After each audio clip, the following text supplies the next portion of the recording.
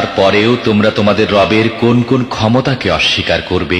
ওয়ালিমান খাফা মাকাম রাব্বিহি জান্নাতান,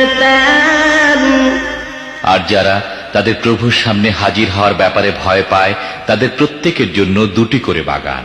ফাবিআইয়ি আলাই রাব্বিকুমা তুকাযযিবান, তোমাদের রবের কোন কোন দানকে তোমরা অস্বীকার করবে?